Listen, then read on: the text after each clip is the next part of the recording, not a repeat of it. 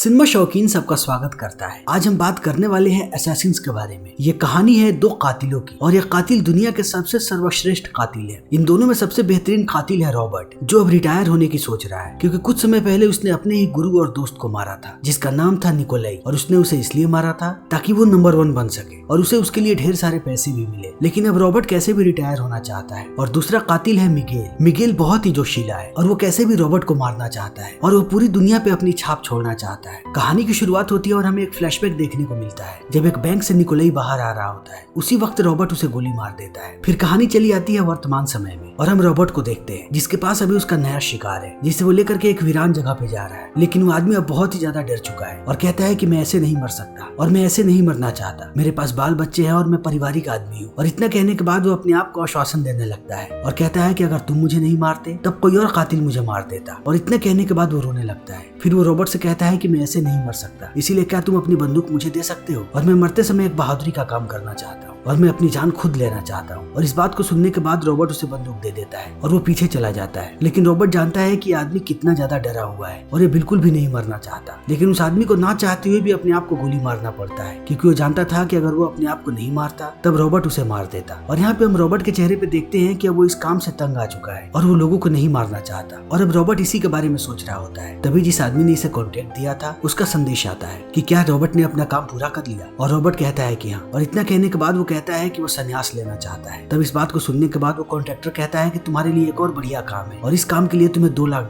मिलेंगे। तब रॉबर्ट सोचता है कि ये काम अच्छा है, इस काम को करने के बाद वो रिटायर हो जाएगा, इसीलिए वो उस आदमी की डिटेल्स मांगता है। तब उसे पता लगता है कि आदमी एक अपाहिज है और जल्दी ही एक फ्यूनरल में आने वाला है, इसीलिए रॉबर्ट भी उसी फ्यूनरल में पहुंच जाता है उसे मारने। और रॉबर्ट ने यहाँ पे अपने हाथ पे एक नकली प्लास्टर लगाया हुआ है ताकि सबको लगे कि उसका दाहिना हाथ टूटा हुआ है। लेकिन उसी प्लास्टर में उसने एक छेद कर दिया है जिससे वो आसानी से गोली चला पाएगा। और अब रॉबर्ट उस आदमी पर निशाना लगा ही रहा होता है तभी यहाँ पे हम मिगेल को देखते हैं और अब मिगेल भी उसी आदमी पर निशाना लगाता है और देखते ही देखते वो उसे मार देता है। और इस चीज को देखने के बाद रॉबर्ट चौंक जाता है कि ये रॉबर्ट का शिकार था और इसे किसने मार दिया और क्यों मार दिया। इसीलिए अब रॉबर्ट मिगेल को ढूंढने लगता है और थोड़ी देर के बाद रॉबर्ट की नजर पड़ती है उस पे, इसीलिए अब रॉबर्ट उस पे गोलियां चलाने लगता है और मिगेल छुपने लगता है। तभी मिगेल देखता है कि यहाँ पे पुलिस वाले आ रहे हैं और उसे लगता है कि पुलिस वालों ने उस पे गोली चलाई, इसीलिए अब मिगेल पुलिस वालों पे गोलियां चलाने लगता है। और देखते ही देखते यहाँ पे गोलीबारी होने लगती है और अंत में पुलिस वाले मिगेल को पकड़ लेते हैं और उसे लेकर के यहाँ से जाने लगते हैं। तब रॉबर्ट भी पुलिस वालों का पीछा करने लगता है। लेकिन जैसे ही मिगेल यहाँ से थोड़ी दूरी पे जाता है वो अपनी उंगली को तोड़ लेता है ताकि वो हथकड़ी से अपने हाथ को बाहर निकाल सके। और उंगली को तोड़ने के बाद वो बड़े ही आसानी के साथ अपने हाथ को बाहर निकाल लेता है और तब वो पुलिस वाले पे हमला करता है और इनकी गाड़ी का एक्सीडेंट हो जाता है। फिर मिगेल यहाँ से भाग जाता है। तभी रॉबर्ट पहुंचता है उस गाड़ी के पास और वो देखता है कि इस गाड़ी का एक्सीडेंट हो चुका है, यानी कि मिगेल यहाँ से भाग चुका है। इसीलिए अब रॉबर्ट सोचने लगता है कि आखिर मिगेल कहाँ गया होगा। तब उसे पता लगता है कि मिगेल जरूर टैक्सी स्टैंड के पास गया होगा, इसीलिए रॉबर्ट भी पहुंचता है टैक्सी स्टैंड और एक टैक्सी में ठोक देता है। और वो टैक्सी वाला जैसे ही बाहर आता है और रॉबर्ट उसे बहुत सारे पैसे देता है और उसके बाद उसे बेहोश कर देता है और उसकी टैक्सी खुद चलाने लगता है और टैक्सी चलाते चलाते ढूंढने लगता है मिगेल को और जल्दी ही उसे मिगेल मिल भी जाता है। इसीलिए वो मिगेल को अपनी गाड़ी में बैठाता है और मिगेल भी टैक्सी समझ के बैठ जाता है। फिर ये लोग जाने लगते हैं। लेकिन अब रॉबर्ट मिगेल से पूछता है कि तुम्हारे सर पे ये चोट कैसे लगी। तब मिगेल कहता है कि मैं गिर गया था। लेकिन रॉबर्ट ऐसे ही सवाल पूछते जाता है और थोड़ी देर के बाद मिगेल रॉबर्ट का चेहरा देखता है और वो उसे पहचान जाता है और कहता है तो तुम हो नंबर 1 कातिल। और इस बात को सुनने के बाद रॉबर्ट कहता है कि तुमने मेरे कॉन्ट्रैक्ट को चुराया है, तुमने उस आदमी को क्यों मारा। तब मिगेल यहाँ पे अपना नाम बताता है और वो रॉबर्ट को कहता है कि वो उसका बहुत बड़ा फैन है। लेकिन रॉबर्ट अभी भी वही सवाल पूछता है कि तुमने मेरे कॉन्ट्रैक्ट वाले आदमी को क्यों मारा और उसका कॉन्ट्रैक्ट तुम्हें किसने दिया था। तब मिगेल कुछ भी नहीं बताता और कहता है कि तुम गाड़ी चलाओ। और ये दोनों एक दूसरे को गोली इसलिए नहीं मार पाते हैं क्योंकि बीच में एक बुलेट प्रूफ कांच होती है। और अब मिगेल समझ जाता है कि रॉबर्ट गाड़ी नहीं चलाएगा, इसीलिए वो अपनी बंदूक निकालता है और बाहर कुछ बच्चे खेल रहे होते हैं उन पर निशाना लगाता है और कहता है कि अगर तुमने अभी के अभी गाड़ी चलाना शुरू नहीं किया तब मैं एक बच्चे को मार दूंगा। और रॉबर्ट इस चीज को देख करके गाड़ी चलाने लगता है। तब मिगेल हंसता है और कहता है कि तुम बहुत कमजोर हो, तुम अभी भी लोगों की परवाह करते हो। और अब इनकी बातें ऐसी ही चली रही होती है तभी यहाँ पे पुलिस वाले आ जाते हैं और रॉबर्ट थोड़ा सा डिस्ट्रैक्ट हो जाता है और मिगेल इस चीज का फायदा उठाना चाहता है, इसीलिए वो खिड़की से बाहर निकलता है और वो रॉबर्ट को मारने की कोशिश करता है। लेकिन रॉबर्ट भी अपना दिमाग लगाता है और वो गाड़ी को एकदम नजदीक लेकर के चला जाता है ट्रक के। इसीलिए अब मिगेल ट्रक से टकराने लगता है क्योंकि वो गाड़ी और ट्रक के बीच में फंसा हुआ है और इसी बीच में उसके हाथ से उसकी बंदूक छूट जाती है और वो गाड़ी में आकर के अंदर बैठ बैठ जाता है। तब वो रोबोट को कहता है कि मैं तुम्हें जल्द ही मारूंगा और तुम्हारे बाद मैं नंबर 1 बन जाऊंगा। और इतना कहने के बाद वो गाड़ी से बाहर कूद जाता है। फिर जल्दी ही रोबोट भी इस गाड़ी को ठिकाने लगाता है और दूसरी टैक्सी में बैठ के यहाँ से निकल देता है। और जैसे ही वो घर जाता है अपने कॉन्ट्रैक्टर से बात करता है और उससे पूछता है कि मिगेल कौन है। तब वो बताते हैं कि उन्हें पता नहीं। तब रोबोट को इन पे शक होने लगता है क्योंकि इन लोगों ने निकोलाई को भी ऐसे ही मरवाया था। इसलिए रोबोट कहता है कि उसने मेरे टारगेट को मुझसे पहले मार दिया। तब इसका कॉन्ट्रैक्टर कहता है कि तुम्हारे लिए एक बहुत बड़ा काम है और अगर तुम इस काम को कर दोगे तब हम तुम्हें $20 लाख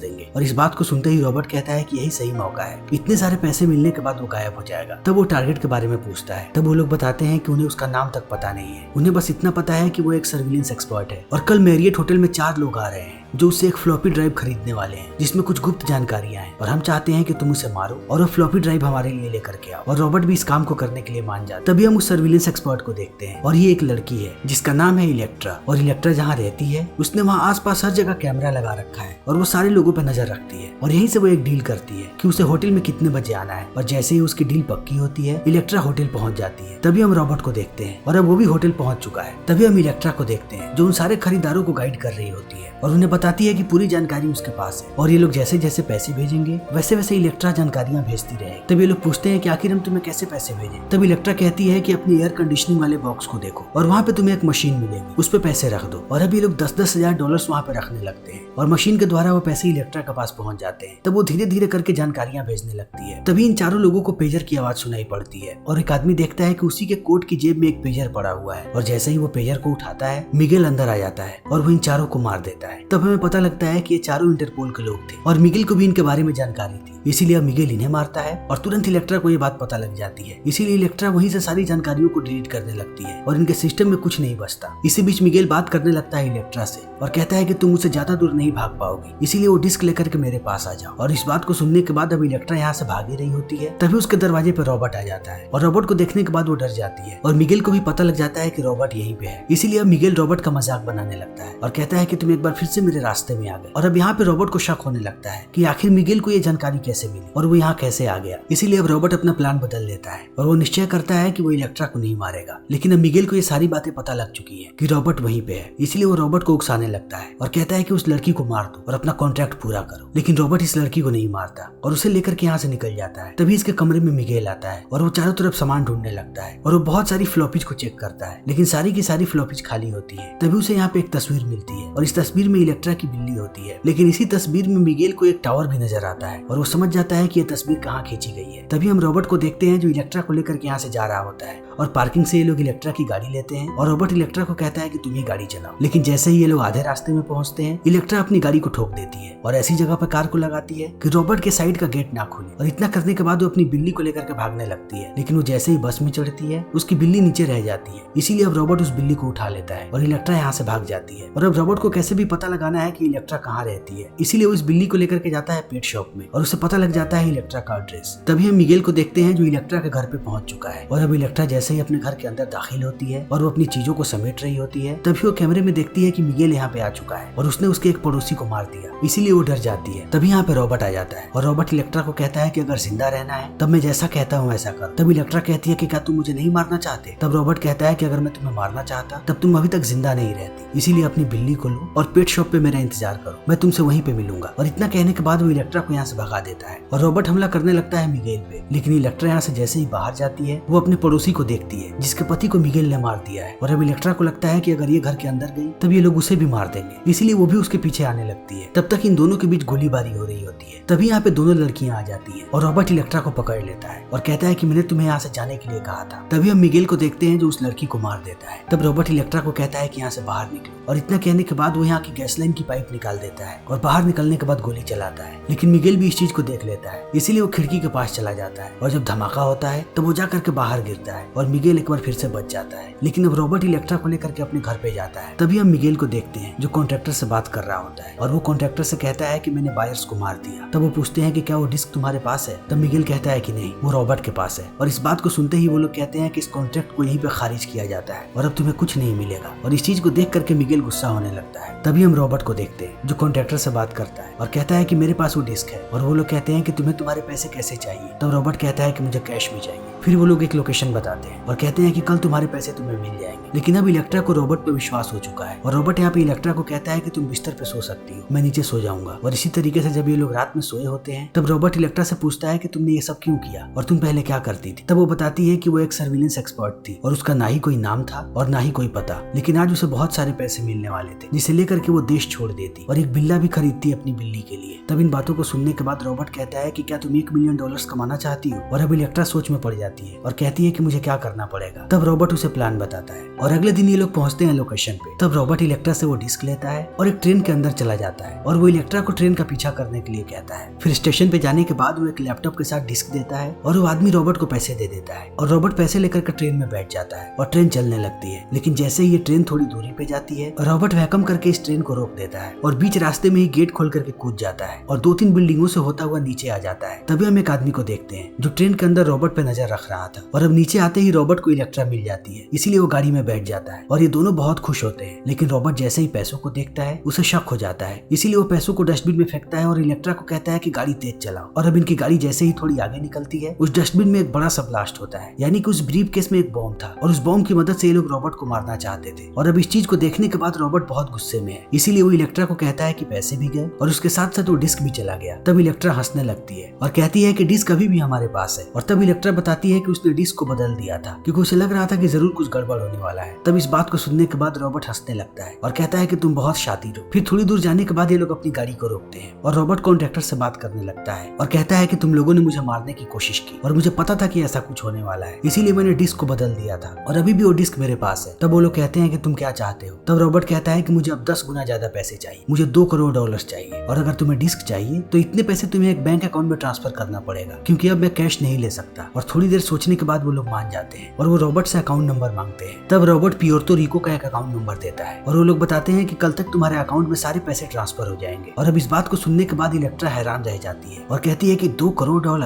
हम अभी भी पार्टनर्स है ना। तब रॉबर्ट कहता है कि हाँ। तब इलेक्ट्रा कहती है यानी कि मुझे $1 करोड़ मिलेगा। तब रॉबर्ट कहता है नहीं, तुम्हें $80 लाख मिलेंगे और मुझे भी, क्योंकि बैंक अपना 20% रखेगी। और इतना कहने के बाद रॉबर्ट इलेक्ट्रा से पूछता है कि क्या तुम्हारे पास पासपोर्ट है, क्योंकि अब हमें रिको जाना है। और इलेक्ट्रा कहती है कि मेरे पास 12 पासपोर्ट है, इसीलिए अब ये दोनों रिको के लिए निकल जाते हैं। तभी हम मिगेल को देखते हैं और उसका कॉन्ट्रैक्टर उसे कॉन्टैक्ट करता है और वो कहता है कि तुम्हारे लिए एक काम है। और इतना कहने के बाद वो रॉबर्ट की तस्वीर भेजता है और इसे देखने के बाद मिगेल खुश हो जाता है कि अब उसे रॉबर्ट को मारना है। तभी ये दोनों रिको पहुंच जाते हैं और जैसे ही ये दोनों बैंक के पास जाते हैं रॉबर्ट इलेक्ट्रा को यहाँ पे एक पुरानी बिल्डिंग दिखाता है जो पूरे तरीके से खराब हो चुकी है और वो इलेक्ट्रा को लेकर के बिल्डिंग के अंदर जाने लगता है। और जब वो उसे लेकर के सबसे ऊपर जाता है तब वो एक खिड़की दिखाता है और कहता है कि कल मिगेल मुझ पे यहीं से हमला करने वाला है। तब इलेक्ट्रा कहती है कि तुम्हें ये कैसे पता। तब रॉबर्ट कहता है कि उसे इतिहास दोहराना पसंद है और मैंने यहीं से निकोलाई को मारा था, लेकिन अब हम मिगेल के साथ खेल खेलेंगे। मैं सुबह सुबह बैंक के अंदर जाऊंगा और मिगेल यहाँ पे आकर के मेरा इंतजार करने लगेगा और वो मेरा इंतजार करता रहेगा, लेकिन मैं बैंक से बाहर नहीं आऊंगा। और सुबह से शाम हो जाएगी और शाम होने के बाद वो थक जाएगा और पूरे तरीके से फ्रस्ट्रेट हो जाएगा। उसके बाद वो अपने स्नाइपर को यहाँ पे रखेगा और अपनी शॉटगन लेकर के नीचे आएगा और शायद बैंक के अंदर इस बात की पुष्टि करने आएगा कि मैं अंदर हूँ या नहीं। और उसी वक्त तुम इस कमरे में आओगी और उसके स्नाइपर को चुरा लोगी। इसीलिए जब वो दोबारा इस कमरे में आएगा तब उससे स्नाइपर नहीं मिलेगा और मैं आसानी से यहाँ से निकल जाऊंगा। और इतना कहने के बाद ये दोनों होटल पहुंच जाते हैं। तभी यहाँ पे हम मिगेल को देखते हैं, वो भी आ चुका है और वो भी आता है बैंक के पास। और बैंक के पास आने के बाद वो भी उसी बिल्डिंग को देखता है, यानी वो कल अपना शिकार करने के लिए तैयार है। तभी जब इलेक्ट्रा अपने कमरे में होती है तब वो एक यात्रा को देखती है और उसे पता लगता है कि जितने भी लोग इस यात्रा में आए हैं वो अभी अपने पूर्वजों के कब्र पे जाएंगे और उन लोगों के कब्र पे जाएंगे जो हाल ही में मरे हैं, जो उनके प्रिय थे, और वहाँ पे जाकर के उनके लिए दुआ मांगेंगे। और ये चीज इलेक्ट्रा को बड़ी प्यारी लगती है, इसीलिए वो भी यात्रा में शामिल हो जाती है और रॉबर्ट उसे ढूंढने लगता है। तभी हम मिगेल को देखते हैं और वो कब्रिस्तान में है और सारे लोग यहीं पे आ रहे हैं। इसी बीच इलेक्ट्रा की नजर पड़ती है मिगेल पे और मिगेल को भी शक हो जाता है कि कोई उसे देख रहा है, इसीलिए मिगेल भी ढूंढने लगता है और इलेक्ट्रा उससे बचने लगती है और मिगेल इलेक्ट्रा को पकड़ने ही वाला होता है। तभी यहाँ पे रॉबर्ट आ जाता है और वो इलेक्ट्रा को लेकर के चला जाता है। और जैसे ही अगली सुबह होती है रॉबर्ट इलेक्ट्रा को एक बंदूक देता है, लेकिन इलेक्ट्रा उस बंदूक को लेने से मना कर देती है। तब रॉबर्ट कहता है कि जब तुम्हें जरूरत लगे तब आंख बंद करना और इसे चलाना। और इतना कहने के बाद वो इलेक्ट्रा को किस करता है और अपने प्यार का इजहार करता है और ये लोग जल्दी ही पहुंच जाते हैं बैंक। तब रॉबर्ट बैंक के अंदर जाता है और इलेक्ट्रा बाहर से नजर रख रही होती है और थोड़ी देर के बाद इलेक्ट्रा बताती है कि मिगेल यहाँ पे आ चुका है। और अब मिगेल यहाँ पे आता है और वो बिल्डिंग के ऊपर चला जाता है और अपने स्नाइपर को बाहर भी निकाल लेता है। लेकिन अब रॉबर्ट बैंक में ज्यादा देर रहना चाहता है, इसीलिए वो मैनेजर से कहता है कि उसे अपने पूरे पैसे निकालने हैं और उसके साथ साथ उसे अपना खाता भी बंद करवाना है। इसीलिए अब बैंक वाले रॉबर्ट को इंतजार करने के लिए कहते हैं और रॉबर्ट अंदर इंतजार करने लगता है और मिगेल बाहर। फिर समय ऐसे ही बीतने लगता है और धीरे धीरे मिगेल पागल होने लगता है और जैसे ही शाम होती है वो अपने आप को रोक नहीं पाता है, इसीलिए वो अपनी स्नाइपर छोड़ता है और एक पिस्टल लेकर के बाहर आ जाता है। तब इलेक्ट्रा उसे बताती है कि वो बाहर आ रहा है और रॉबर्ट इलेक्ट्रा इलेक्ट्रा को कहता है कि अब तुम अंदर जाओ और इलेक्ट्रा अब उस बिल्डिंग के अंदर जाने लगती है। तभी मिगेल घुसता है बैंक के अंदर और रॉबर्ट को देखते ही कहता है कि आखिर तुम्हें ये सब कैसे पता था। तभी रॉबर्ट कहता है कि इसीलिए मैं नंबर 1 हूँ। और अब मिगेल हर तरफ उस बंदूक को ढूंढने लगती है लेकिन उसे वो बंदूक कहीं नहीं मिलती। तभी मिगेल देखती है कि वो बंदूक ऊपर है और वो ऊपर चढ़ करके बंदूक को उतार ही रही होती है। तभी उसका हाथ फिसलता है और वो नीचे गिर जाती है और वो छत के बीच में फंस जाती है। तभी मिगेल कहता है कि तुम कब तक बैंक के अंदर रहोगे, तुम जैसे ही बाहर आओगे मैं तुम्हें मारूंगा।